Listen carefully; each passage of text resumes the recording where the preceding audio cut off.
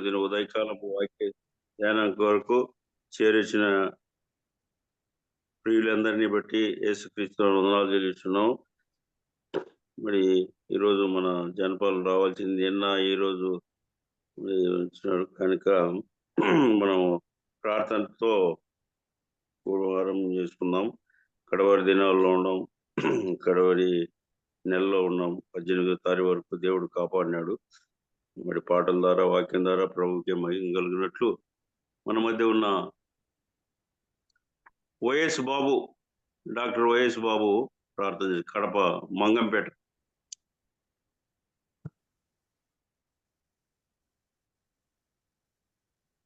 వందనాలు అంకుల్. వందనాలు.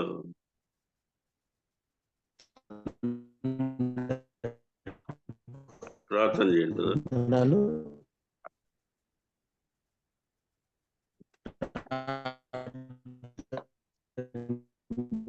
వాయిస్ స్పష్టంగా లేదు అంకుల్.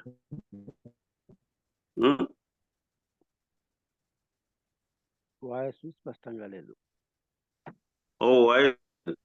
పరలోకపు తండ్రి, అమూల్యం మీకు వేలని వందనాలు స్తోత్రాలు చెల్లించుకున్నాం ప్రభా.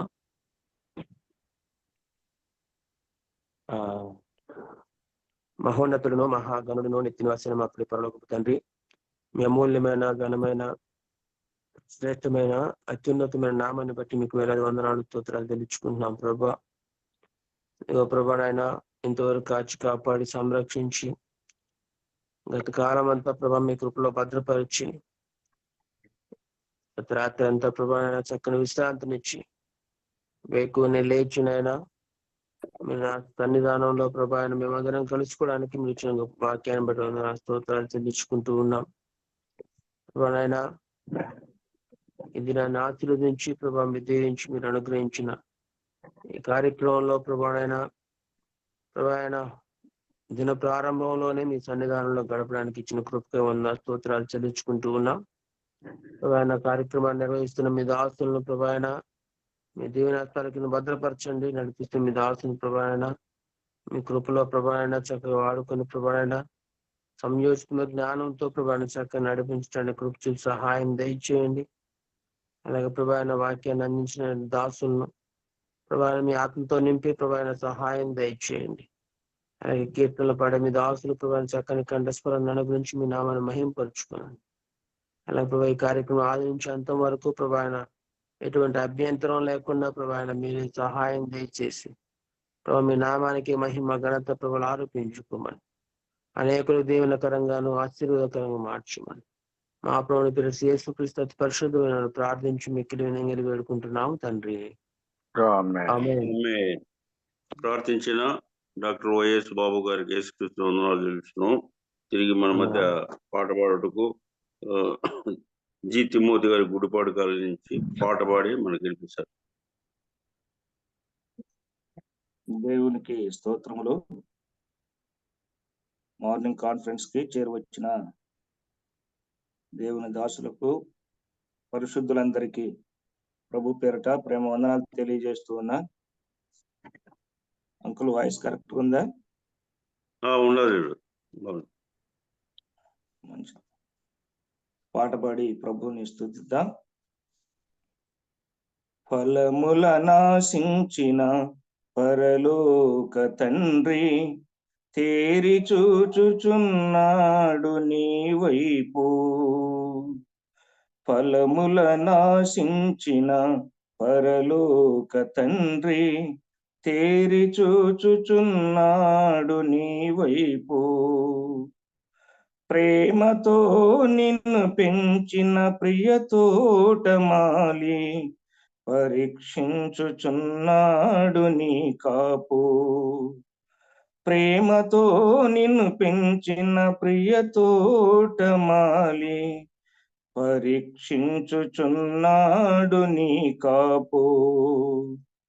ఫలించకుండుట నీకు న్యాయమా, యజమాని సహనముతో చెలగాటమా.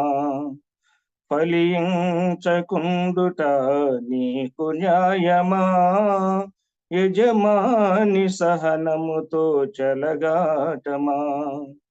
ఫలముల నాశించిన పరలోక తండ్రి తేరి చూచుచున్నాడు నీ వైపు.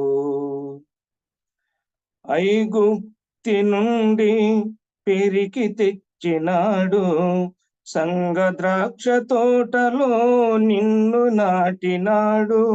ఐగుప్తి నుండి పెరికి తెచ్చినాడు, సంగ ద్రాక్ష తోటలో నిన్ను నాటినాడు. చుట్టూ త్రువ్వి ఎరువు వేసి నీరు పోసినాడు, చుట్టూ త్రువ్వి ఎరువు వేసి నీరు పోసినాడు. తన స్వాస్థ్యముగా నిన్ను ప్రత్యేకపరచినాడు, తన స్వాస్థ్యముగా నిన్ను ప్రత్యేకపరచినాడు. ఫలించకుండుట నీకు న్యాయమా, యజమాని సహనముతో చెలగాటమా. ఫలించకుండుట నీకు న్యాయమా, యజమాని సహనముతో చెలగాటమా. ఫలముల నాశించిన పరలోక తండ్రి తేరి చూచుచున్నాడు నీ వైపు. వెదకి వచ్చిన నీ యొద్ద ఫలము లేకయుంటే, ఆకులతో నిన్ను చూచి తండ్రి సంతసించున. ఎదకి వచ్చిన నీ యొద్ద ఫలము లేకయుంటే, ఆకులతో నిన్ను చూసి తండ్రి సంతసించున. ఇవ్వబడిన సమయములో వర్ధిల్లకుంటే, ఇవ్వబడిన సమయములో వర్ధిల్లకుంటే, మూడు లాంటి నిన్ను ఇంక నరికి వేయకుండునా. మూడు లాంటి నిన్ను ఇంక నరికి వేయకుండునా. ఫలించుట నీకు న్యాయమా, యజమాని సహనముతో చెలగాటమా. ఫలించకుండుట నీకు న్యాయమా, యజమాని సహనముతో చెలగాటమా. ఫలముల నాశించిన పరలోక తండ్రి తేరి చూచుచున్నాడు నీ వైపు. ఫలముల నాశించిన పరలోక తండ్రి తేరి చూచుచున్నాడు నీ వైపు. ప్రేమతో నిన్ను పెంచిన ప్రియ తోటమాలి పరీక్షించుచున్నాడు నీ కాపు. ప్రేమతో నిన్ను పెంచిన ప్రియ తోటమాలి పరీక్షించుచున్నాడు నీ కాపు. ఫలించకుండుట నీకు న్యాయమా, యజమాని సహనముతో చెలగాటమా. ఫలించకుండుట నీకు న్యాయమా, యజమాని సహనముతో చెలగాటమా. యజమాని సహనముతో చెలగాటమా. వందనాలు. చక్కని పాట పాడిన చక్కని పాట. మనం ఈ సంవత్సరం ఆఖరిలోకి వచ్చినాము. మరి యజమానుడు ఇన్ని పెట్టినా నేను నీళ్లు వేస్ట్ అవుతాయి, కావులు వేస్ట్ అవుతాయి, కొట్టేయమంటే ఈ సంవత్సరం ఉన్ని ఫలించినా సరే, లేకపోతే ఫలించకపోతే ఏళ్ళు కనుక చక్కని పాట. మనల్ని కూడా దేవుడు ఇంతవరకు కాపాడినారు. మరి ఫలించకపోతే మరి ఈ దినములు లేక అనేక మంది లోకాన్ని ఇచ్చినారు. ఎందుకు మనం ప్రభువు సజీవులుగా ఉంచినాడు కనుక చక్కని పాట పాడిన తిమోతి గారికి వందనాలు తెలుస్తున్నాం. మరి వాక్యం వర్తమానం ఇచ్చుటకు మన మధ్య ఎస్ జోసఫ్ గారు రాయవరం నుంచి, మార్కాపురం నుంచి ప్రకాశం జిల్లా వర్తమానం అందించుటకు ప్రార్థనతో వాక్యం కొరకు ప్రార్థన చేసి రవి మనోహర్ బ్రదర్ ప్రార్థన చేస్తాం. ప్రార్థన చేసుకుందాం. ప్రేమ గల మా ప్రియ ప్రభువా, మహాపరిశుద్ధమైన మా తండ్రి, మీ గణనామకు ఈ ఉదయ కాలంలో స్తుతులు, స్తోత్రములు, కృతజ్ఞతలు చెల్లించి ఈ మార్నింగ్ కాన్ఫరెన్స్ లో మాకు మా ప్రభా సహవాసాన్నిచ్చిన మేము స్తుతిస్తున్నాం, స్తోత్రిస్తున్నాం. ఇదిగో మా ప్రభువా, ప్రారంభ ప్రార్థన చేసి చక్కని పాట పాడినటువంటి మీ ప్రియులను బట్టి మేము స్తుతిస్తున్నాం, స్తోత్రిస్తున్నాం. ఈ కార్యక్రమాన్ని అధ్యక్షత వహించి నడిపిస్తున్నటువంటి మరి పాలంకులను బట్టి మేము స్తుతిస్తున్నాం, స్తోత్రిస్తున్నాం. ఈ కార్యక్రమాన్ని నిర్వహిస్తున్నటువంటి మా ప్రియులు బన్నవాసుని బట్టి మేము స్తుతిస్తున్నాం, స్తోత్రిస్తున్నాం. ఈ రోజు 4370 రోజు మమ్మల్ని తీసుకొని వచ్చారు. మీకు స్తోత్రమునైనా. కరుణా సంపన్నుడా, ఈ ఉదయం మీ వాక్యం కొరకు మేము ఎదురు చూస్తూ ఉండగా మీ వాక్యం అందించడానికి మా ప్రియులు జోసెఫ్ గారు సిద్ధంగా ఉన్నారు. వారి ద్వారా మీరు అందించబో మాటలు మా హృదయాల్లో పదిలిపరిచి మీరు అక్కడ కొరకు సిద్ధపరచుకున్నట్లు కృప చూపించబెట్టుకుంటున్నాం తండ్రి. మా విశ్వాసాన్ని కాపాడుకొని ఆత్మల పట్ల భారం వహించి సంఘాల్లో నెమ్మది, శాంతి, సమాధానం కొనసాగుటూ కృప చూపించమని క్రీస్తు యేసు పరిశుద్ధ నామములో స్తుతులు స్తోత్రవందనం చెల్లించి ప్రార్థించి వేడుకుంటున్నాం పరలోకమున మా పరమ తండ్రి. ఆమేన్. ఆమె ప్రార్థించిన మనవరు బ్రదర్ కేసుకుంటున్నాం చేస్తున్నాం. ఇప్పుడు మన మధ్య జోసఫ్ గారు వ్యవహారం నుంచి మార్కాపురం నుంచి దైవ సందేశము. ఇప్పుడు మొదటే బర్నబాస్ ఇదే ఫస్ట్ టైమా? అవును. మన బ్రదర్ సాక్ష్యంతో సహా వాక్యం ఉంచుకుంటూ బ్రదర్ జోసఫ్ బ్రదర్ వందనాలు. వందనాలు బ్రదర్, వందనాలు. ప్రారంభించండి మీ సాక్ష్యము, వాక్యము. Okay okay brother. క్రీస్తునందు ప్రియమైన సోదరి సోదరులకు ప్రభువు నామమున ఈ ఉదయకాలం మీకు వందనాలు తెలియజేస్తున్నాను. ఈ జూమ్ లో మీ అందరితో కలిసి ఈ ఉదయకాలం సహవాసం చేయడం నాకెంతో సంతోషంగా ఉంది. వీడియో పెట్టండి అన్న.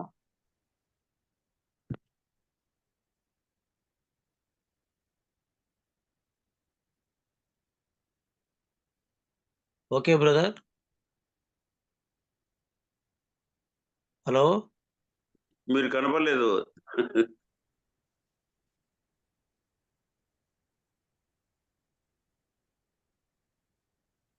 వీడియో పెడితే ప్రాబ్లం ఏమని రాలేదు. నిన్న పెట్టినారు, బాగుండింది. అవును.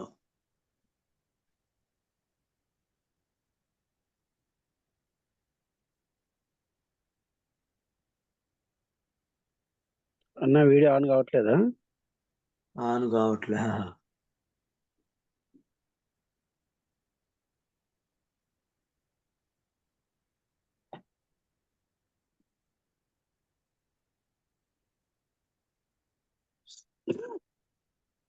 లెఫ్ట్ అయి జాయిన్ అవుతారా ఏమన్నా?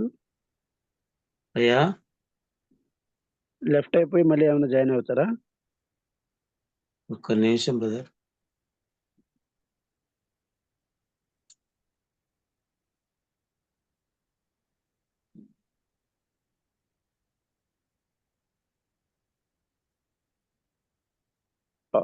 వీడియో మీద టచ్ చేస్తుంటే అవ్వట్లేదా? వీడియో మనం టచ్ చేస్తున్నా. సరే. దానికి కనెక్ట్ వైర్ ఉంటే కూడా కొన్నిసార్లు అవదన్న. కనెక్ట్ వైర్ ఉంటే దాన్ని తీసేసి ఆన్ చేయండి, తర్వాత కనెక్ట్ వైర్ పెట్టుకుని కావాలంటే. ఇయర్ ఫోన్స్ ఉంటే తీసేయండి.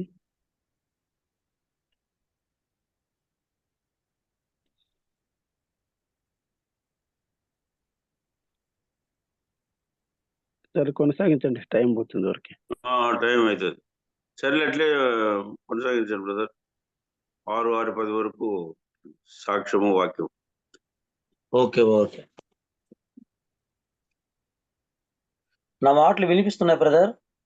బాగా వినిపిస్తుంది. Okay okay.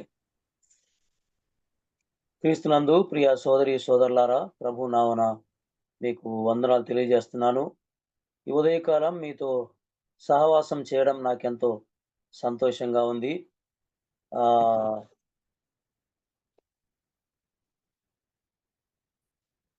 గతసారి ఇట్లనే నన్ను జూమ్లో మెసేజ్ చెప్పమన్నారు, అప్పుడు అవైలబుల్ అవ్వలేదు. దేవుని కృప చేత ఈ దినం మీతో ఈ ఉదయకాల ఫెలోషిప్ బట్టి ప్రభువుని స్తుతిస్తున్నాను. ప్రియులారా, మీరందరూ ఈ జూమ్ యాప్ అది మార్నింగ్ సెషన్ మెడిటేషన్ మీరు ఏర్పాటు చేసినందుకు నేను ఎంతో సంతోషిస్తున్నాను. దేవుడు ఈ దినం నాకు అవకాశం అనుగ్రహించాడు. అందుకై ప్రభువుని నేను ఎంతగానో స్తుతిస్తున్నాను. ప్రియులారా, నేను ఒక నామినల్ క్రిస్టియన్ కుటుంబం నుంచి వచ్చాను. చిన్నప్పటి నుంచి కొద్దిగా భక్తిగానే, మంచివాడుగానే, బుద్ధిమంతుడుగానే నేను ప్రజల్లో అలాగ పేరు తెచ్చుకున్నాను. కానీ నా జీవితం నాకు తెలుసు. నేను ఎలాంటి స్థితిలో ఉన్నానో అది ప్రభువుకు తెలుసు. కానీ ఇది నాకు అప్పుడు అంత అర్థం అవ్వలేదు. 1987వ సంవత్సరము నేను 10వ తరగతి పరీక్షలైపోయి ఎండాకాలం సెలవుల్లో ఇంటి దగ్గర ఉన్నాను. ఆ రోజు ఒకరోజు దేవుని దాసులు మా గ్రామానికి వచ్చి వారు సువార్త ప్రకటించారు. నేను వెళ్ళాను, వాక్యం విన్నాను. వాళ్లకు రెఫరెన్స్‌లు గూడా బాగా అందించాను. బైబిల్ చదవడం గూడా నాకు అలవాటుగానే ఉంది. అందువల్ల రెఫరెన్స్‌లు అందించగలిగాను. కానీ సందేశం విన్న తర్వాత, ఇంటికొచ్చిన తర్వాత నా హృదయంలో అవన్నీ క్రీస్తు ప్రభువారి యొక్క శిలువ సువార్త నన్ను చాలా లోతుగా తాకింది. అందుచేత నేను కొంత మనసు నెమ్మది లేదు. మా తల్లిగారితో నేను కూర్చొని ఈ మీటింగ్ విషయాలే మాట్లాడుతున్నాను. ఇట్లా వాక్యం చెప్పారు, నాకిలాగా ఉందనని. ఆ తర్వాత మా అమ్మ నాకు ఆమె అనుభవాన్ని, ఆమె రక్షణ పొందినటువంటి విశ్వాసి, బాప్తిస్మం పొంది ఆరాధించే విశ్వాసి. ఆమె జీవితంలో దేవుడు చేసినటువంటి రక్షణ, ఆ మేలు, ఆ ఆనందాన్ని గురించి చెప్తా ఉంది. అందులో ఆమె శిలువ సువార్త కూడా చెప్పింది. అందుచేత నేను ఆ దినమందు అంటే 1987వ సంవత్సరము మే నెల 11వ తేదీ రాత్రి 11 గంటలకి నేను కన్నీటితో నా ప్రభువుని ఆయన సన్నిధిలో నేను నా పాపాన్ని ఒప్పుకున్నాను. నా ప్రభువు నా కోసం, నా దోషం కోసం ఇంత శ్రమ నొందాడా, ఆయన మరణించాడా అనని నేను ప్రభువు సువార్త వినడంతోనే నా హృదయంలో వేదన, ఒక విధమైన పశ్చాత్తాపము కలిగింది. అప్పుడు వెంటనే ఆ సమయమందే మా తల్లి గారి దగ్గరనే నేను రక్షణ తీర్మానం కన్నీటితో చేసుకున్నాను. పశ్చాత్తాపడ్డాను, ప్రభువుని క్షమాపణ వేడుకున్నాను. ఆ తర్వాత నేను దైవ సేవకులు ఇద్దరు మా ఊర్లోనే ఉంటారు. మాది చెన్నారెడ్డిపల్లి, తర్లువాడ మండలం, ప్రకాశం జిల్లా. ఆ ఊర్లోనే ఇద్దరు పాస్టర్లు ఉంటారు. ఆ సమయంలో వారిని పిలిపించి నా కోసం ప్రార్థన చేయించింది మా అమ్మ. ఆ దినము నుండి నా హృదయంలో భారం తొలగింది, ఒక వేదన తొలగింది.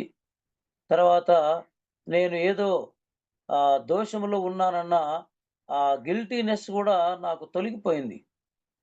I was free. ఆ సమయంలో ఎంతో ప్రశాంతంగా మరి నా మనసు తెప్పరిల్లింది. నేను ప్రభువులో ఆత్మీయంగా సాగుతూ ఉన్నాను. ఆ తర్వాత 1988వ సంవత్సరం డిసెంబర్ నెల 5వ తేదీని ప్రభువుని నేను ఆయన సన్నిధిలో పెద్దలు మరి నరసరావుపేట డానియల్ గారని ఆ సువార్థికుల ద్వారా నేను మా గ్రామం అయిన చెన్నారెడ్డిపల్లిలోనే మరి బాప్తిస్మం తీసుకున్నాను. నేను ప్రభువుని అప్పటి నుండి ఆరాధిస్తూ వస్తున్నాను. నా సెక్యులర్ ఎడ్యుకేషను మరి BA వరకు చదువుకున్నాను. 1992లో నా BA కోర్స్ అయిపోయింది. ఆ తర్వాత నేను ఇంటర్మీడియట్ చదివేటప్పుడే అందరూ తమ సొంత కార్యాలు చూసుకుంటున్నారు గాని యేసుక్రీస్తు కార్యం చూడరు అని ఫిలిప్పీయులకు రాసినటువంటి పత్రిక 2వ అధ్యాయం, ఫిలిప్పీయులకు రాసిన పత్రిక 2వ అధ్యాయము 21వ వచనము నన్ను బాగా తాకింది. చూడండి, అందరును తమ సొంత కార్యములనే చూచుకొనుచున్నారు గాని యేసుక్రీస్తు కార్యమును చూడరు అనే మాట నాకు చాలా హృదయంలో ఒక బాకులాగా తగులుతూ ఉండేది. నేను కూడా అందరిలాగానే చదువుకొని ఉద్యోగాలు చేసుకుంటూ నేను నా జీవనోపాధి కోసం ముందుకెళ్ళిపోతే, ఒక యోగ్యుడైనటువంటి వ్యక్తి, రక్షణ పొందిన వ్యక్తి గదా! ప్రభువు పని చేయాలి. మరి నేను అలాగా పక్కకెళ్ళిపోతే నా ప్రభువు సేవ ఎవరు చేస్తారు అని ఒక హృదయంలో ఒక భారం నాకు మొదలైంది. ఆ భారం వల్ల మనసు నొచ్చుకుంటూనే ఉండేది. డిగ్రీ అయిపోయిన తర్వాత నేనిక సెక్యులర్ స్టడీస్‌కి వెళ్ళాలని నాకు ఆసక్తి లేదు. అందుకని నేను అంటెలో చదువులలో ఫెయిల్ అయ్యి, లేకపోతే డిగ్రీ ఫెయిల్ అయ్యి నేను ఇట్లా సేవకు రావాలని అనుకోలేదు. నేను డిగ్రీ చదివాను. ఎన్‌సీసీలో అండర్ ఆఫీసర్‌గా నేను ఉన్నాను. మా స్కూల్‌లో ఒక ఖ్యాతిని కలిగి ఉన్నాను. కానీ మనకి ఎన్ని లోకంలో ఉన్నప్పటికిని మనల్ని ప్రభువు ఎన్నుకున్నప్పుడు మనం త్రోసిపుచ్చకుండా ముందుకు రావడమే మనకెంతైనా ఆశీర్వాదకరం. దాన్ని త్రోసివేసి మనం ఆహ్, సెక్యులర్ స్టడీస్‌లో గానీ, లేకపోతే ఉద్యోగాల వైపు గానీ, ఇంకేదన్నా జీవనోపాధి సంబంధమైన దానికెళ్ళిపోతే సఫలులం కాలేము అన్న విషయం గూడా నాకు ఆనాడే ప్రభువు బయలుపరిచాడు. అందువల్ల నేను దేవుని సేవ చేయాలని ఒక దృఢమైన సంకల్పం, ఒక స్ట్రాంగ్ డిటర్మినేషన్ నాకు కలిగింది. అందుచేత నేను సేవ చేయాలనుకున్నాను. కానీ నేను సేవ చేయాలని ఎళ్తే మా అన్న వాళ్ళకి చెప్తే వారు బాధపడతారు. రెండవది నన్నేమో కోపగించుకుంటారేమోనని నేను వారికి చెప్పలేదు.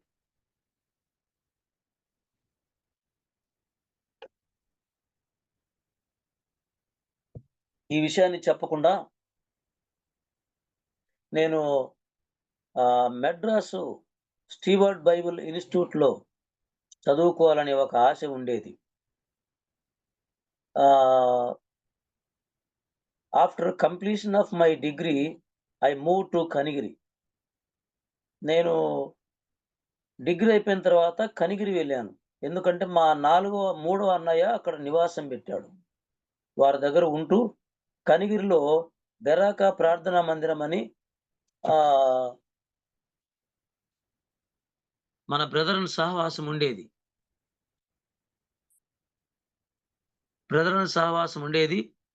అక్కడ నేను సహవాసానికి వెళ్తూ ఉండేవాడిని. వెళ్తూ ఒక 6 నెలలు అక్కడ సహవాసంలో వెళ్ళిన తర్వాత జేఎస్ దేవసాయం గారని కర్నూలు ఆయనొచ్చాడు కనిగిరి సంఘానికి. నన్ను అక్కడున్నటువంటి ఎల్డర్ సుధాకర్ గారు పరిచయం చేశారు. ఆయన ఇప్పుడు ప్రభువు దగ్గరికెళ్ళిపోయాడు. ఆయన పరిచయం చేసి ఇట్లా బాబు ఆహ్, చదువుకున్నాడు. ఆయన కాలేజీకి వెళ్ళాలని అనుకుంటున్నాడు అని చెప్పినప్పుడు వెంటనే ఆయన జేఎస్ దేవసాయం గారు స్టీవర్డ్ బైబిల్ కాలేజీ డైరెక్టర్ అయినటువంటి జస్టిస్ శామ్యూల్ గారికి ఒక కమెండేషన్ లెటర్ రాసి నన్ను పంపించారు. నేను మా అన్న వాళ్ళకి ఎవరికీ చెప్పకుండా మా అమ్మ దగ్గర ప్రార్థన చేయించుకొని నేను కాలేజీకి వెళ్ళాను. నేను అక్కడ ఒక 6 మంత్స్ కాలేజ్ చదివాను. తర్వాత నాకు మలేరియా జ్వరము, తర్వాత నాకు నెమ్ము ఇలాంటివి అటాక్ అయ్యాయి. అందువల్ల నేను తిరిగి ఇంటికొచ్చేసాను. ఇంటికొచ్చిన తర్వాత దేవుని దయ వల్ల కొంత స్వస్థత పొందాను. ఆ తర్వాత ఇక నేను ప్రభువు పనిలోనే ముందుకు కొనసాగాను. ఒక దాదాపు 3, 4 సంవత్సరాలు కనిగిరిలో సంఘంలో ఉండి అక్కడున్నటువంటి బ్రదర్ ఐజాక్ గారు, నేను వారి ఇంట్లోనే నేనుండి దాదాపు 4 ఇయర్స్ దాకా అక్కడ సంఘం కోసం పనిచేశాం. ప్రభువు పనిలో సాగాం. ఆ తర్వాత నేను మరలా నా స్వగ్రామానికి చెన్నారెడ్డిపల్లికొచ్చాను. ఆహ్, 1997లో నా వివాహం యేసు కుమార్ అనే సిస్టర్‌తో మరి నాకు వివాహమైంది. ప్రభువు నాకు ఒక మంచి భార్యను ప్రసాదించాడు. 2003వ సంవత్సరంలో నేను సువార్తకు గుర్రాలమడుగు అనే ప్రదేశంలో 8 సంవత్సరాలు అక్కడ సేవ చేశాను. అప్పుడు వారు నన్ను దేవుని పనికి సువార్థికునిగా మరి ప్రతిష్ఠించారు. ఆ తర్వాత మరలా నేను మార్కాపురంలో రైల్వే స్టేషన్ ఏరియా రాయవరానికి నేను వచ్చి అక్కడ ఉండి సేవ చేస్తూ ఉన్నాను. స్థానికంగా ఇక్కడ నిస్సి క్రిస్టియన్ బ్రదర్ అసెంబ్లీ ఒక సహవాసం, నేను ఇక్కడికి వచ్చిన తర్వాతనే ఆ సహవాసాన్ని ప్రారంభం చేశాను. దాదాపు ఒక 40 మంది విశ్వాసులు మా దగ్గర ఉంటారు. నేను కంటిన్యూగా ప్రభు పనిలోనే పూర్తిగా అప్పగించుకొని చేస్తా ఉన్నాను. దేవుడు నాకు ఒక 4 పిల్లల్నిచ్చాడు. 3 ఆడపిల్లలు, ఒక బాబు ఉన్నాడు. దయచేసి వారి కోసం ప్రార్థన చేయండి. పెద్దమ్మాయికి వివాహం అయిపోయింది. చీరాల మరి ఏకే నగర్ సంఘప్రియులు బాలవర్ధన్ రాజు అనే అబ్బాయితో వివాహం జరిగింది. వారికి 2 పిల్లలు. దేవుని దయ వల్ల ఆత్మీయంగా సంఘంలో మంచిగా కొనసాగుతున్నారు. మా రెండో అమ్మాయికి కూడా ఈ నెల 28వ తేదీ ఆదోని క్రిస్టియన్ అసెంబ్లీ సహోదరులు శాలిం రాజు అనే అబ్బాయితో వివాహం జరగబోతా ఉంది. దయచేసి ఆ వివాహం కోసం అందరూ ప్రార్థన చేయాలని మనవి చేస్తున్నాను. పెద్ద పాపను మరి BSc DED చదివింది. రెండో అమ్మాయి ఫిజియోథెరపీ బ్యాచిలర్ కోర్స్ అయిపోయింది. మా బాబు మూడో అబ్బాయి ఆయన LLB చేస్తున్నాడు. 4వ పాప శ్రీకాకుళంలో BDS చేస్తుంది. దేవుడు నా పిల్లల్ని ఈ విధంగా దీవించాడు. దేవుని పనిలో కొనసాగుతున్నాను. నేను ఎటువంటి సంస్థలకు వెళ్ళిన వాడిని కాదు. దేవుడు నాకేమిస్తే దాంట్లోనే సాగాలని, అదే నాకు సరైన జీతమని నేను గ్రహించిన వాడినై అలాగ సాగిపోతా ఉన్నాను. నా కోసం, నా కుటుంబం కోసం అందరూ ప్రార్థన చేయాలని మనవి చేస్తూ ఉన్నాను. మరి బర్నబాస్ గారికి నేను ఎంతో కృతజ్ఞత కలిగి ఉన్నాను. నేను లాస్ట్ టైం చెప్పడానికి అవకాశం కుదరకపోయినా మరలా నన్ను బ్రదర్ ఈ మెడిటేషన్ పంచుకోమని తెలియజేసినందుచేత నేను ఆయనకు, అలాగే మరి ఈ ఉదయకాల ధ్యానంలో చేరున్న అందరికీ ప్రభువు నామమున వందనాలు తెలియజేస్తా ఉన్నాను.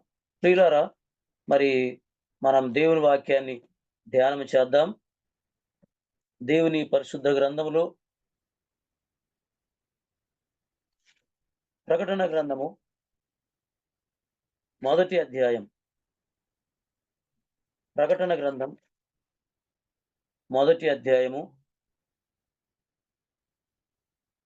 5వ వచనాన్ని చదువుకుందాం.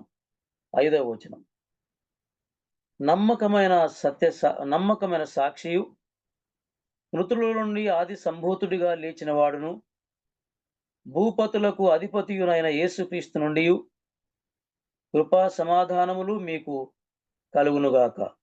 మనలను ప్రేమించుచు తన రక్తము వలన మన పాపముల నుండి మనలను విడిపించిన వానికి మహిమయు ప్రభావమును యుగ యుగములు కలుగునుగాక. ఆమేన్. ఆయన మనలను తన తండ్రియగు దేవునికి ఒక రాజ్యముగాను యాజకులనుగాను చేసెను.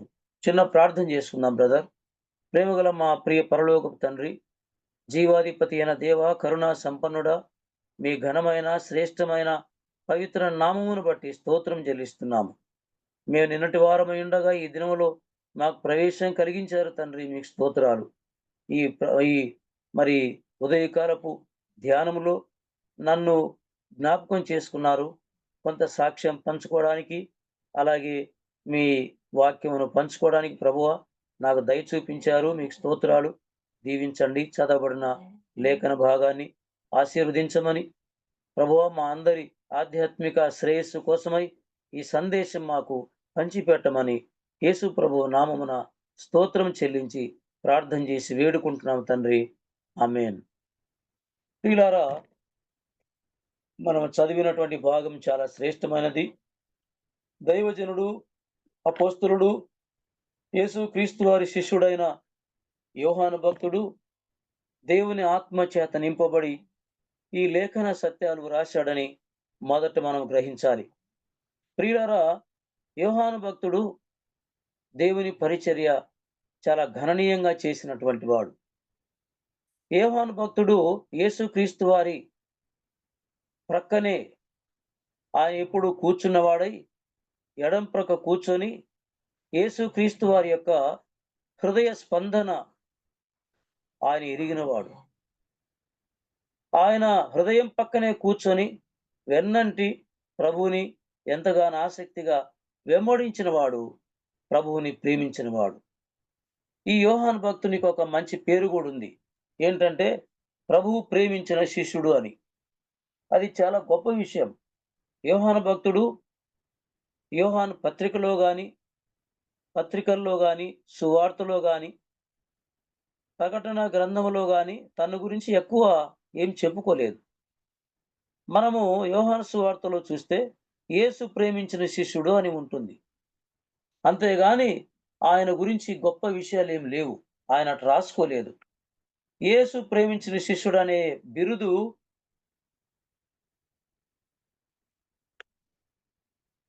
ఈ లోకంలోని అన్ని టైటిల్స్ కంటే కూడా ఒక శ్రేష్టమైన అవుట్ స్టాండింగ్ ప్లేస్లో ఉంచినటువంటి బిరుదు అది.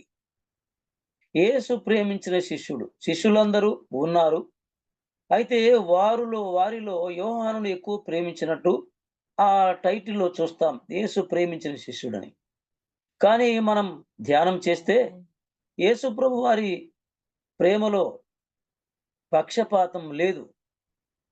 No partiality in the love of Jesus towards his beloved disciples. ఎందుకంటే ఆయన అందరినీ తన పని కోసం పిలిచాడు. అందువల్ల పక్షపాతం లేకుండా తన ప్రియమైన శిష్యులను సమానంగానే ప్రేమించాడు. అయితే యేసు ప్రేమించిన శిష్యుడు అనే ఎందుకు ఆ భావన, ఆ ప్రస్తావన బైబిల్లో ఉంది అంటే, యేసు ప్రభువులో ప్రత్యేకత వ్యత్యాసం లేదు గాని యోహానే ఎక్కువ యేసు ప్రభువారిని ప్రేమించాడు. యోహానే ఎక్కువగా యేసు ప్రభువారిని ప్రేమించినందుచేత దేవుని యొక్క ప్రేమకు ఎక్కువగా పాత్రుడయ్యాడు. మనం ఎక్కువగా దేవుణ్ణి ప్రేమిస్తే దేవుని ప్రేమను చాలా లోతుగా చూడగలం. ప్రభువు మనల్ని ప్రేమించే విధానం ప్రజలకు అర్థమవుతుంది. అట్లాంటి ఆ కృపను ఈ యోహాను భక్తుడు పొందాడు. ప్రభువుని వెంబడించి ఆయన ప్రేమ యొక్క లోతు, ఎత్తు, వెడల్పు ఆయన తెలుసుకున్నాడు. అందుకే చూడండి, యోహాను రాసిన సువార్తలో గాని పత్రికల్లో గాని ప్రేమ అనేది ఎక్కువగా మనం చూస్తాం. అసలు ఏ సువార్తలో గాని ఎవరు చెప్పని, ఎవరు వ్రాయనటువంటి వాక్యాన్ని ఆయన వ్రాశాడు. యోహాను సువార్త 3వ అధ్యాయం 16వ వచనం. దేవుడు లోకమును ఎంతో ప్రేమించెను కదా. చాలా విశేషమైనటువంటి సంగతి అది. దేవుడు లోకమును ఎంత ప్రేమించాడో వివరించడానికి ఆ రెఫరెన్స్ చాలా బేస్మెంట్గా ఉంది. ఎంతో ప్రేమించాడంటే ఎవరికి దేవుని ప్రేమ ఎంతవరకు అంతుబట్టిందో, ఎవరికి దేవుని ప్రేమ ఎంతవరకు స్పష్టమైందో, రివీల్ అయిందో దాన్ని మరి డిస్క్రైబ్ చేయడానికి, వివరించి చెప్పడానికి, స్ట్రెస్ చేసి చెప్పడానికి ఎంతో అవకాశం ఉంది. ఇలాంటి రెఫరెన్స్ మనం ఎక్కడ చూడలేం. దేవుడు లోకముని ఎంతో ప్రేమించెను కాగా తన అద్వితీయ కుమారునిగా పుట్టిన వాని యందు విశ్వాసం ఉంచు ప్రతివాడు మరి రక్షణ పొందినట్లు దేవుడు ఆయనను అనుగ్రహించాడనే విషయాన్ని మనం అక్కడ రెఫరెన్స్ లో మనం చూడగలం. ఎంత మంచి మాట! సువార్త చెప్పే ప్రతివాడు, సువార్త చెప్పే ప్రతి దైవజనుడు, ప్రతి సువార్థికుడు ఈ మాటను దాటిపోలేడని మనం నిజంగా గ్రహించగలం. అందువల్ల ప్రియులారా, ప్రేమను గురించి యోహాను భక్తుడు ప్రభు ప్రేమను గురించి చెప్పాడు. అంతేకాకుండా ప్రభు ప్రేమను ఎరిగినవాడు, ప్రభు ప్రేమను రుచించినవాడు, ఆయన ప్రేమ అంతం వరకు ఉండేదని మనకు వచనం అందించిన వాడు కూడా యోహాను భక్తుడే. యేసు తన శిష్యులను ప్రేమించెను, అంతము వరకు ప్రేమించెను. ఎంత మంచి మాట! దేవుని ప్రేమ అంతము వరకు ప్రేమించేది. మనుషులు ఎంత థిక్కెస్ట్ ఫ్రెండ్స్ గా ఉన్నా ఏదో ఒక డిస్ప్యూట్స్ వల్ల వారికి విభేదాలు రావడం, సమస్యలు రావడం, వేరైపోతారు గాని, దూరమైపోతారు గాని, లేకపోతే ప్రెజుడియస్ పెంచుకుంటారు గాని దేవుని ప్రేమలో పక్షపాతం లేదు. దేవుని ప్రేమ తాత్కాలికమైనది కాదు, ఎవర్ లాస్టింగ్ లవ్ అనే మాటలు మనము గమనిస్తాం. కాబట్టి యోహాను భక్తుడు దేవుని యేసు ప్రభు వారి ప్రేమను తెలుసుకున్నాడు, గ్రహించాడు, ఆయన ప్రేమను గురించి బాగా ప్రకటన చేశాడు. కాబట్టి ఇక్కడ ఈ భక్తుడికి ఈ పేరు రావడం అనేది యేసు ప్రభు వారు ఆయన్ను ప్రత్యేకంగా ఎక్కువ ప్రేమించాడని కాదు, కానీ యేసు ప్రభువునే యోహాను భక్తుడు ఎక్కువగా ప్రేమించాడని మనము తెలుసుకొనగోరుచున్నాము. దయచేసి ప్రియులారా, ఈ ప్రకటన గ్రంథంలో ఈ భక్తుడు యోహాను ఈ ఈ ప్రకటన గ్రంథం రాయడానికి ఆయన ఏదో ఒక మంచి భవనంలో, రాజభవనంలో, లేకపోతే ఏసీ రూముల్లో, లగ్జరియస్ ప్యాలెస్ లో ఉండి రాయలేదు, కానీ ఆయన పద్మాస్ దీపానికి ఆయన పంపబడ్డాడు. ఎంతవరకు క్రీస్తు ప్రభువాన్ని బోధించకూడదు అంటుంటే ఆయన బోధించడం మాననందు చేత ఆనాటి చక్రవర్తి ఆయన్ను పద్మాస్ దీపానికి పంపించాడు. అక్కడ ఎవరు ఉండరు, ప్రజలు ఉండరు. అక్కడ జంతువులు, క్రూర మృగాలు అవన్నీ సంచరించే ప్రదేశం. అయితే అలాంటి మరణాంధకారపు లోయకు లేక ఆ ప్రదేశానికి యోహాను పంపబడ్డప్పటికీ దేవుడు ఆయన్ను సంరక్షించాడు, ఆయన్ను బహుగా బలపరిచాడు. ఇరుకులో విశాలతని, దుఃఖములోనే పరమానందమని మనము ఎన్నో అనుభవాలు చూస్తాము. అలాంటిది భక్తునికి ఎదురైంది. ఆ క్లిష్టమైనటువంటి అడ్వర్సిటీ టైంలో ప్రభు ఆయన్ను గొప్పగా దర్శించాడు. చూడండి, మనము ఎంత బాధకి, అప్రెస్కి మనం గురైపోతామో, ఇబ్బంది గురైపోతామో, దేవుని హస్తబలము అంత ఎక్కువగా మనకు ఉంటుంది. ఆయన కృప అంత ఎక్కువగా ఉంటుంది. యోహాను భక్తుడు ఒక ట్రిబులేషన్లో, శ్రమలో ఆయన మరి పంపబడ్డాడు, బాధపడుతున్నాడు. ప్రభు ఆయన్ను ఆ బాధకు గాని, ఆ క్రూర మృగాల ఇబ్బందికి గాని, ఇంకేదైనటువంటి ఆ జలచరాల సమస్యకు గాని గురి కాకుండా ఆయన్ను బహుబలముగా దర్శించి ఆత్మవశునిగా చేసి అద్భుతమైనటువంటి ప్రకటన గ్రంథాన్ని వ్రాయడానికి ప్రభు ఆయన్ను దర్శించాడు. ఈ ప్రకటన గ్రంథానికి సాటి అయిన గ్రంథం మరొకటి లేదన్న విషయాన్ని మనం గ్రహిస్తాం. కొన్ని పోలికలున్న గ్రంథాలు మరి దానియేలు గ్రంథము, యెహెజ్కేలు గ్రంథము ఇలాంటివి ఉన్నప్పటికీ ప్రకటన గ్రంథాన్ని తాకెంత స్థాయి ఆ గ్రంథాలకు లేదు. ఒక అద్భుతమైనటువంటి గ్రంథం ప్రకటన గ్రంథం. ఈ ప్రకటన గ్రంథాన్ని మీరు అనుభవపూర్వకంగా చదవండి. మీరు చదివే ఉంటారు. ఎన్నిసార్లు మనం చదవడానికి మొదలుపెట్టినట్లయితే ఈ ప్రకటన గ్రంథాన్ని అధిక ఈ అధ్యాయం వరకు ఇంకా చాలే అనుకోలేము. 2వ అధ్యాయం చదువుతాము, ఇంతవరకు సరిపోద్దులు అనుకోలేము. అట్లా అసలు మనకి ఎన్ని అవసరాలు ఉన్నా ఈ గ్రంథం అంతా పూర్తి చేద్దామనే ఆశ, తృష్ణ మనకు కలుగుతుంటుంది. అంత మరి మంచి అద్భుతమైన గ్రంథం ప్రకటన గ్రంథం. ఇందులోని విషయాల్లో మన ప్రభువుని ఎక్కువగా మనం చూస్తాం కదండి. మనం చదివిన భాగములో యోహాను రాసిన ప్రకటన గ్రంథములో 1వ అధ్యాయము 5వ వచనంలో యేసు క్రీస్తు వాని గురించి చెప్తూ ఏమని ముందుగా చెప్పాడు చూడండి. 5వ వచనం చదువుకుందాం. నమ్మకమైన సత్య సాక్షి, ఏ ఫెయిత్ఫుల్ విట్నెస్, జీసస్ ఏ ఫెయిత్ఫుల్ విట్నెస్. నమ్మకమైన సాక్షిగా చెప్తున్నాడు. ఎంత గొప్ప విషయం ప్రియులారా. ఆయన నమ్మకమైన సాక్షి.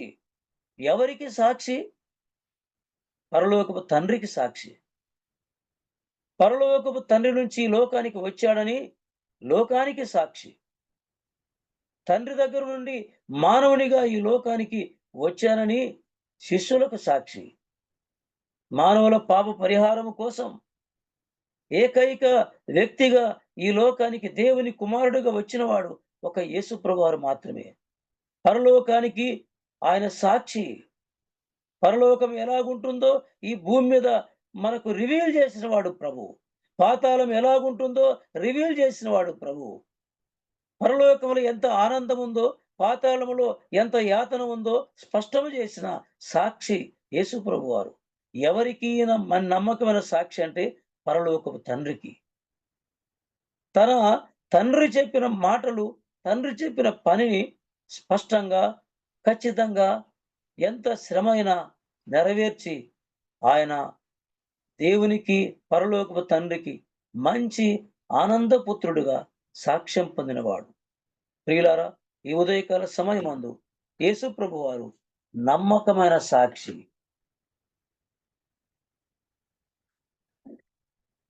డివైన్ అట్రిబ్యూట్స్ లో ఈ నమ్మకత్వం అనేది కూడా గొప్పది.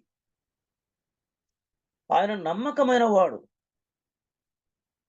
మన శ్రమలో, మన సమస్యల్లో, మన ఇబ్బందుల్లో ఆయన మనతో ఉంటాడు. విడిచిపోయేవాడు కాదు.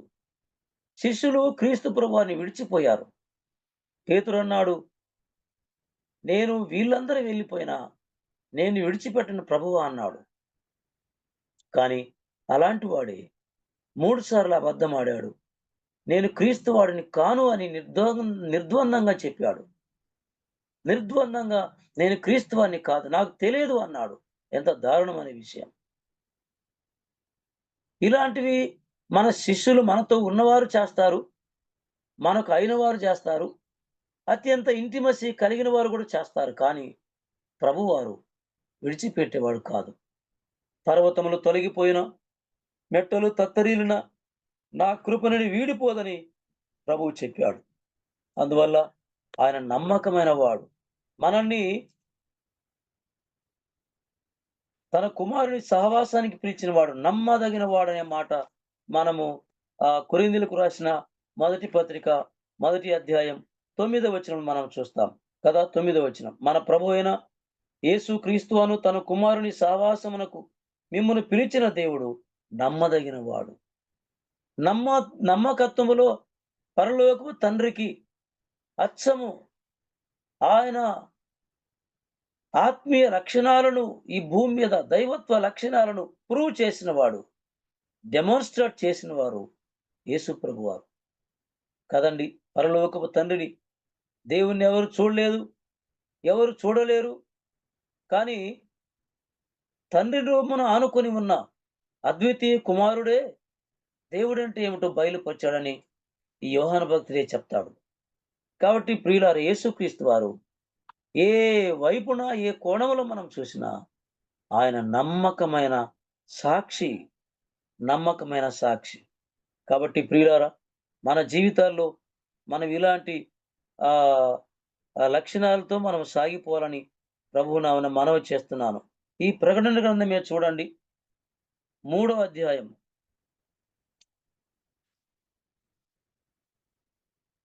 ప్రకటన గ్రంథం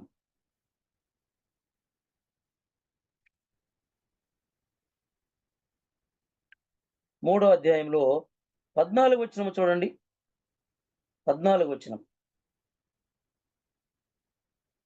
లవొదికయలో ఉన్న సంఘపు దూతకు ఇలాగు వ్రాయము, ఆమేన్ అనువాడును నమ్మకమైన సత్య సాక్షియు దేవుని దృష్టికి ఆదియునైన వాడు చెప్పు సంగతులేవనగా. ఎంత గొప్ప దివ్య లక్షణం అండి ప్రభువుది. అక్కడేమో 1వ అధ్యాయంలో నమ్మకమైన సాక్షి అన్నాడు. ఇక్కడ 3వ అధ్యాయంలో నమ్మకమైన సత్య సాక్షి. ఈ మాటకు ఎవరు ఖచ్చితమైనటువంటి వివరణ, సమగ్రమైన వివరణ ఎవరు ఇవ్వగలరండి? ఆయన నమ్మకమైన వాడు, సత్యవంతుడు. ఆయనకు ఒక మంచి జీవన సాక్ష్యం ఉన్నవాడు యేసు ప్రభువారు. తన జీవితంలో సత్యం అంటే ఏమిటో, నమ్మకత్వం అంటే ఏమిటో, సాక్ష్యం అంటే ఏమిటో ఆయన ప్రూవ్ చేసినవాడు. నమ్మకమైన సత్య సాక్షి. నమ్మకత్వాన్ని, సత్యమును మన ప్రభువులోనే చూడగలం. ఎక్కువగా మీకు అన్ని రెఫరెన్స్లు చూపించి చెప్పాల్సిన పని ఎక్కువ లేదంటాను. ఎందుకంటే అందరం గ్రంథము పరిచయమైన వారం, ఎరిగిన వారం కాబట్టి. ఆయన సత్యవంతుడు. సత్యము లేనివాడు అపవాది, వారిలో అబద్ధమే ఉంది, వాడు అబద్ధమునకు జనకుడు అని బైబిల్ చెప్తుంది. కానీ మనము సత్యవంతుని అందున్నాము కదా.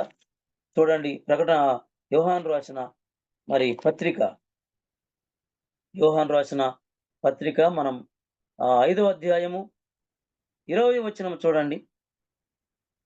20వ వచనం, మనము సత్యవంతుడైన వారిని ఎరుగవలనని దేవుని కుమారుడు వచ్చి మనకు వివేకం అనుగ్రహించి ఉన్నాడని ఎరుగుదము. మనము దేవుని కుమారుడైన యేసుక్రీస్తునందున్న వారమై సత్యవంతుని యందున్నాము. ఆయనే నిజమైన దేవుడును నిత్య జీవమునై ఉన్నాడు. ఈ మాటలు చాలా విశేషమని అండి. మనము సత్యవంతుడైన వారిని ఎరగవలనని ఎవరొచ్చి మనకి ఈ వివేకాన్ని కలిగించాడు, ఎవరొచ్చి మనకి ఈ విషయాలు స్పష్టం చేశాడు అంటే దేవుని కుమారుడు, అంటే యేసు ప్రభువారు. ఆయన వచ్చి మనకు దేవుని ఎరగాలని, సత్యవంతుడైన దేవుని ఎరగాలని యేసు ప్రభువారు వచ్చి మనకు ఆ వివేకాన్ని, ఆ జ్ఞానాన్ని ప్రసాదించాడు. అందుచేతనే మనము యేసు ప్రభువారిని ఎరగగలిగాము. ఆయన దేవుని కుమారుడని నమ్మాము, సత్య సాక్షి అని నమ్మాము. ఇంకో మాట అన్నాడు, మనము దేవుని కుమారుడైన యేసుక్రీస్తునందున్న వారమై సత్యవంతుని యందున్నాము.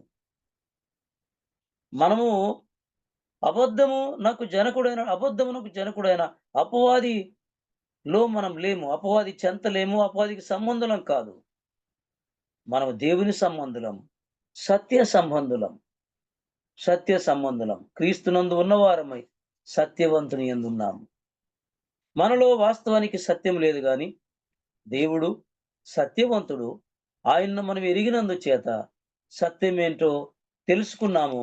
మనం ఆ సత్యవంతుని యందు ఉన్నాము. కాబట్టి సత్యానికి ప్రాప్తి స్థానము, సత్యం అనేది జనించింది దేవునిలోనే గాని ఇక ఎవరిలో కాదు. ఎవరి లోకములో సత్యవంతుడు లేదు కదా. చివరికి మనము కూడా పాపము లేదని చెప్తే మనము కూడా సత్యవంతులం కాదు, అబద్ధం ఆడేవారమని యోహాను పత్రికలు చెప్తాడు. పాపము లేదని మనం చెప్పుకున్నట్లయితే మనం అబద్ధికులము అన్నాడు. అయితే మనలో మరి బలహీనతను ప్రభు దగ్గర చెప్పుకుంటే ఆయన బలహీనతను తీసివేసి బలమును, అభివృద్ధిని మనకు ప్రసాదిస్తాడు. కాబట్టి ప్రియులారా, ప్రభువు నమ్మకమైన సత్య సాక్షి, ఏ ఫెయిత్ఫుల్ విట్నెస్, ఏ ఫెయిత్ఫుల్ ట్రూ విట్నెస్. ఇలాంటి ఫెయిత్ఫుల్ ట్రూ విట్నెస్ అయినటువంటి ప్రభువుకు మనం ఈ లోకంలో సాక్షులుగా ఉండడం ఎంత గొప్ప సంగతి. మనం ఆయన సాక్షులం, ప్రభు సాక్షులం, క్రీస్తు సాక్షులం. క్రీస్తు సాక్షులు ఎక్కువైనందు చేత క్రీస్తు సాక్షులు అధికమై క్రీస్తుని గురించి ప్రకటిస్తున్నందువల్ల అపవాది దీనిలోనే ఇంకొక వర్గాన్ని, తెగను తయారు చేశాడు. అదే యెహోవా సాక్షులని కదా. యెహోవా విట్నెస్. క్రీస్తు కాలములో యెహోవా సాక్షుల. ఎంత ధైర్యము అపవాదికి.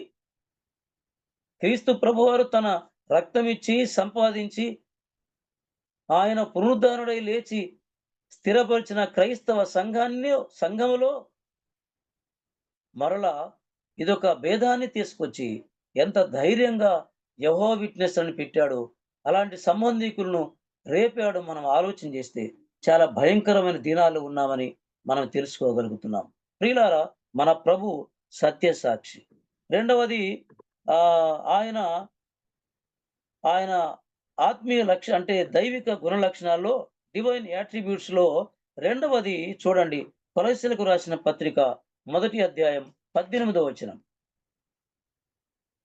కొలస్సీలకు రాసిన పత్రిక 1వ అధ్యాయము 18వ వచనం చూడండి. ఎవరైనా చదువుతారా బ్రదర్?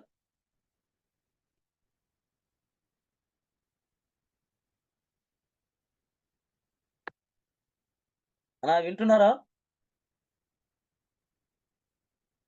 హలో, వింటున్నాం. ఓకే. అదేలే, చదవమంటే ఎవరు స్పందించకపోతే 1వ అధ్యాయము కొలస్సీ పత్రిక 18వ వచనం. అందరినీ మీట్లో పెట్టారు. అనా అందరూ మీట్లో ఉన్నారు, లేదు డిస్టర్బెన్స్ లేకుండా. Okay, thank you. సంఘము అను శరీరమునకు ఆయనే శిరస్సు, ఆయనకు అన్నిటిలో ప్రాముఖ్యత కలుగు నిమిత్తము ఆయన ఆది అయ్యుండి మృతులలో నుండి లేచుటలో ఆది సంభూతుడు ఆయను. First begotten of the dead,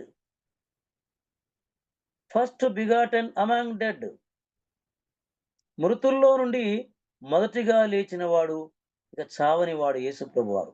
ఆది సంభూతుడు అంటే అన్నిటిగా చూడండి 18వ వచనం. సంఘమును శరీరమునకు ఆయనే శిరస్సు, ఆయనకు అన్నిటిలో ప్రాముఖ్యత కలుగు నిమిత్తం ఆయన ఆది అయ్యుండి మృతుల్లో నుండి లేచుట వలన ఆది సంభూతుడు ఆయను. మృతుల్లో నుంచి చాలా మంది లేచారు. వాస్తవానికి ప్రభువు లేపాడు. ఎలీషా కాలంలో అలాంటివి జరిగింది. యేసు ప్రభువు కాలంలో కూడా మరి ప్రాముఖ్యంగా అందరికీ వెల్ నోటెడ్ అయినటువంటి ఫెమిలియర్ అధ్యాయం 11వ అధ్యాయం యోహాను సువార్తలో లాజరును లేపాడు. అది ఒక పెద్ద సంచలనాత్మకమైనటువంటి విషయం. లాజరును మృతుల్లో నుండి ప్రభువు లేపాడు, కానీ లాజరు తర్వాత చనిపోయాడు. మరి విధవరాలి కుమారుడు కూడా చనిపోయాడు. ప్రభువు లేపాడు, మరలా ఆయన చనిపోయాడు. కానీ మృతుల్లో నుండి లేచి ఇక ఎన్నడూ చనిపోకుండా సజీవుడుగా నిలిచి ఆయన చిరంజీవిగా ఉన్నవాడు యేసు ప్రభువారు మాత్రమే. అందుకే ఆయన ఆది సంభూతుడు అన్నాడు. అంటే మొదటిగా మృతుల్లో నుంచి ఉద్భవించిన వాడు, ఫస్ట్ బిగాటన్. కాబట్టి ప్రభువారు ఎంత అన్బ్రేకబుల్ హిస్టరీ ఆయన కలిగిన వాడు చూడండి. ఎవడు ఆయన చరిత్రను ఎవడు దాన్ని పటాపంచలు చేయలేడు. ఈ లోకములో మేధావులు, గొప్పవారు, ప్రఖ్యాతిగాంచిన వారు, పరాక్రమ గలవారు, ఎన్నో విషయాల ప్రాముఖ్యత కలిగిన వారు ఉన్నారు. కానీ వారందరూ మరణానికి వారు లోబడిపోయారు. మరణం జయించలేకపోయారు. వారు మరణానికి వారు గురైపోయి ఇక ఎన్నడూ లేవలేదు. ఎంత మహారుషులు అయినటువంటి వారు కూడా, తపస్సిద్ధులు కూడా, మహర్షులు కూడా చనిపోయిన తర్వాత వారి చరిత్రిక ఏమీ లేదు. No more there history. కానీ ప్రభువారు ఆయన చనిపోయి మరణపు వేదనలు అనుభవించి మరణించి తిరిగి సజీవుడై లేచాడు. మరణించిన మృతుడనైతిని గాని ఇదిగో యుగ యుగములు సజీవుడై ఉన్నానంటాడు ప్రకటన గ్రంథములో. కాబట్టి ప్రియులారా, ఈ ప్రపంచంలో యేసుక్రీస్తు వారికి ఉన్న ఒక అద్భుతమైన చరిత్ర ఏమిటి అంటే ఆయన మృతుల్లో నుండి లేచాడు, ఆది సంభూతుడయ్యాడు. ఆది సంభూతుడయ్యాడు. ఇక ఆయనతో ఇక ఎవరిని పోల్చలేము. ఎవరిని ఆయన దగ్గరికి తీసుకొచ్చి ఈయనకు పోలికలు ఉన్నాయని ఎవరిని కంపేర్ చేయలేము. అన్కంపారబుల్ హిస్టరీ యేసు ప్రభువారికి మాత్రమే ఉంది. అందువల్ల ప్రియులారా, మన ప్రభువుని ఎంత హృదయములో గొప్పగా స్థాపించుకోవచ్చంటే ఆయన మృతులు అన్నిటికీ ఆది అయి ఉండి మృతుల నుండి లేచుట వలన ఆది సంభూతుడు ఆయన, ఫస్ట్ బిగాటన్ సన్. మూడో విషయం చూద్దాం, చూడండి, సమయం అయింది. తిమోతికు రాసినటువంటి మొదటి పత్రిక 6వ అధ్యాయం. తిమోతికు రాసినటువంటి మొదటి పత్రిక 6వ అధ్యాయము 15, 16 వచనాలు.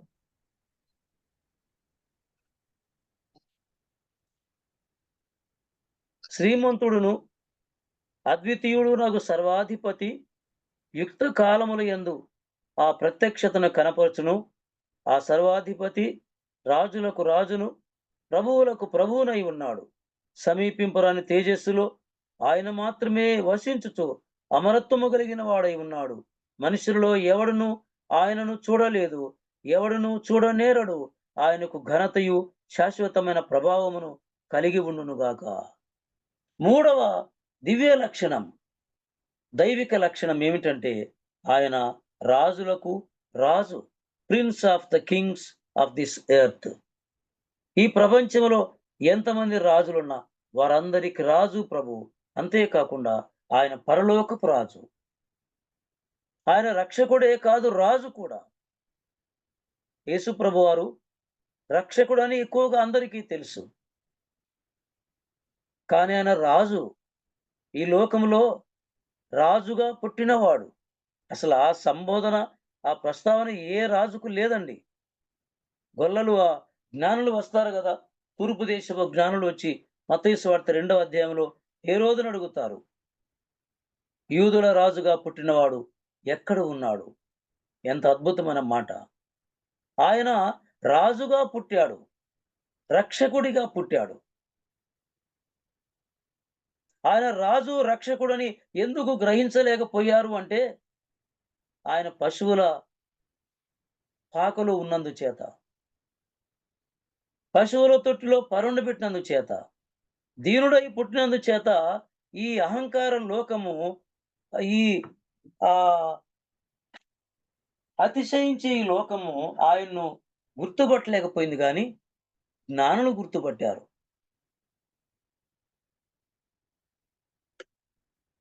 రాజుగా పుడతాడని. వారికి రాజుగా బయలుపరచబడింది, మనకు రక్షకుడిగా బయలుపరచబడింది దేవుని వాక్యములో. ఆయన రాజు, రక్షకుడు. ఇక్కడ అంటాడు చూడండి, ఆయన రాజులకు రాజు కదండి. ఆ సర్వాధిపతి, రాజులకు రాజు, ప్రభువులకు ప్రభు. ఆయన కంటే ఎక్కువైన వారు ఇంకెవరు లేరు. అత్యధిక పీఠాసీనులు ఎవరు లేరు. అధికమైన సింహాసనం మీద, అత్యున్నతమైన సింహాసనం మీద యేసుక్రీస్తు కంటే ఎవరిని చూడలేం, ఎవరిని ఊహించలేం. జ్ఞానులు ఊహించారు, ఆయన రాజుగా ఆయన వారు ఊహించుకోగలిగారు. తర్వాత దేవునిగా వారు ఆయన తెలుసుకున్నారు. అందుచేతనే కదా వారు జ్ఞానులు వచ్చి మత్తయి సువార్త 2వ అధ్యాయము 10వ వచనంలో వారు ఆయన్ను ఆరాధించినట్టు చూస్తాం. రేపు క్రిస్మస్ రోజున దాదాపు అందరూ ఈ మాటలను దాటిపోకుండా చెప్పుకుంటారు. చూడండి 10వ వచనంలో, వారు ఆ నక్షత్రమును చూచి అత్యానంద భరితులై ఇంటిలోనికి వచ్చి తల్లి అయిన మరియను ఆ శిశువును చూచి సాగిలపడి ఆయనను పూజించి తమ పెట్టెలు విప్పి బంగారమును, సాంబ్రాణిని, బోళమును కానుకలుగా ఆయనకు సమర్పించిరి. ఆయన్ను పూజించారు, ఆయన ఆరాధించారు. అంటే దేవుడనేగా. ఒక శిశువుకు జ్ఞానవంతులు, వారి శాస్త్రములో పండినటువంటి వారు ఒక శిశువుకొచ్చి విధేయతతో మోకరిల్లి వారు ఆరాధించడము, వారి కానుకలు సమర్పించడం అనేది ఈ చరిత్రలో ఎవరికి సంబంధించి వ్రాయబడనే లేదు, మనకు తెలియదు కూడా. ఎంత పెక్యులియర్ ఆస్పెక్ట్స్ కలిగిన వాడో, క్వాలిటీస్ కలిగిన వాడో యేసుప్రభువారు చూడండి. రాజుగా ఎవడు పుట్టలేడు, రక్షకుడుగా ఎవరు పుట్టలేదు, దేవునిగా ఎవరు పుట్టలేదు, శిశువుగా ఉన్నప్పుడు ఎవరు పూజలు అందుకోలేదు. కానీ ప్రభువారు ఆయన రాజుగా పుట్టాడు, రక్షకునిగా పుట్టాడు, దేవుడిగా పుట్టాడు. ఆయనను ఆరాధించారు వారు. యేసు ప్రభువారు రాకముందే ఆయన దేవుడని చెప్తాడు కదా. యెషయా గ్రంథం 9వ అధ్యాయము 6వ వచనంలో అంటాడు, ఏలయనగా మనకు శిశువు పుట్టెను, మనకు కుమారుడు అనుగ్రహించబడెను, ఆయన భుజం మీద రాజ్యభారముండును, ఆయన ఆశ్చర్యకరుడు, ఆలోచనకర్త, బలవంతుడైన దేవుడు అంటాడు. బలవంతుడకు దేవుడు. భూమి మీదనే పుట్టకతోనే ఆయనకు శిశువుగా పుట్టినప్పటికీ ఆయన దివ్య లక్షణాలు ప్రతి దాదాపు ప్రవచనాల్లో చెప్పబడ్డాయి. ఆయన బలవంతుడు అని, ఆయన రాజని, రక్షకుడని, వస్తాడని, మరణాన్ని జయిస్తాడని, ఎన్ని గొప్ప లక్షణాలు ప్రభువి. మన క్రిస్టాలజీ చదివేటప్పుడు ఇవన్నీ బయటకు వస్తాయి. క్రీస్తు శాస్త్రాన్ని చదివేటప్పుడు ఈ అద్భుతమైనటువంటి దివ్య లక్షణాలు బయటకు వస్తాయి. ఆయన రాజులకు రాజు, మహారాజు పట్టణము అన్నాడు కదా. మహారాజు పట్టణం.